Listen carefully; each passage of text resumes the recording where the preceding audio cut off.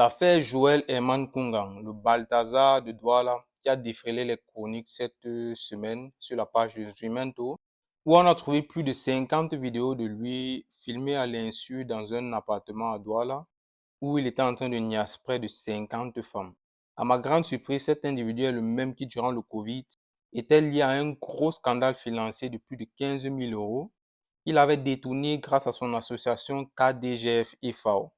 Tout le monde sait comment, durant le Covid en Allemagne, c'était très difficile. Cet individu-là, grâce à son association, avait créé un faux décès d'une jeune étudiante qui venait d'arriver en Allemagne et avait posté une annonce sur la page de son association comme quoi cette étudiante était morte dans sa chambre et qu'il fallait rapatrier son corps. Et beaucoup d'individus, d'étudiants, de travailleurs se sont mobilisés dans la communauté pour pouvoir participer. Comme on fait souvent, on crée un fonds et puis chacun donne ce qu'il peut. Et la récolte des fonds avait atteint près de 15 000 euros pour pouvoir rapatrier le corps de cette jeune dame-là.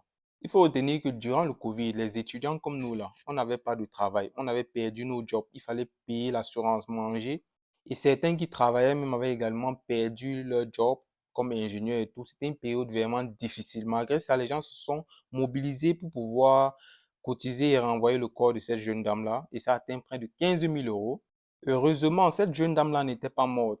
Le monsieur avait créé un faux certificat de décès et une fausse annonce comme si elle était morte. Et elle a réapparu sur les réseaux en dénonçant qu'elle n'est pas morte et qu'elle est bien et belle en vie. Le gars avait déjà lui décaissé ses 15 000 euros qu'il avait mis en poche.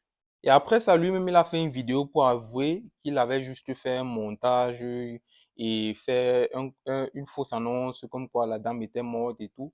On ne sait pas ce qui lui est passé par la tête pour pouvoir faire ce genre de choses-là.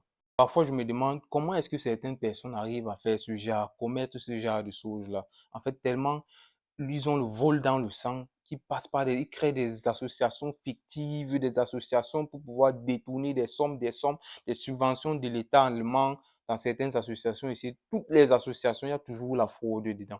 Et cet individu, c'est lui-là, Herman Nwaude Sengunga, qui on a exposé tout à l'heure, cette semaine chez Zumanto, avec près de 50 vidéos des femmes qu'il a filmées à l'insu de ces femmes-là, dans un appartement à Douala où il est en train de les niaise. Maintenant, certaines femmes, je ne sais pas si c'est lié à la famine ou bien c'est le manque de désespoir, le fait de vouloir trouver absolument un mari qui tombe dans ce genre de piège-là. Mais c'est vraiment déplorable. Donc, ces femmes-là, le mieux pour vous, c'est de le porter plainte. Donc, parmi les 50 femmes-là, j'imagine au moins qu'il y en a une qui a une famille ou il y a quelqu'un qui a le bras long et qui peut pousser devant pour que la plainte aboutisse. En même temps, faites très attention aux associations ici en Allemagne. Faites très attention, vraiment. Et on se voit la prochaine pour une nouvelle vidéo. Peace out.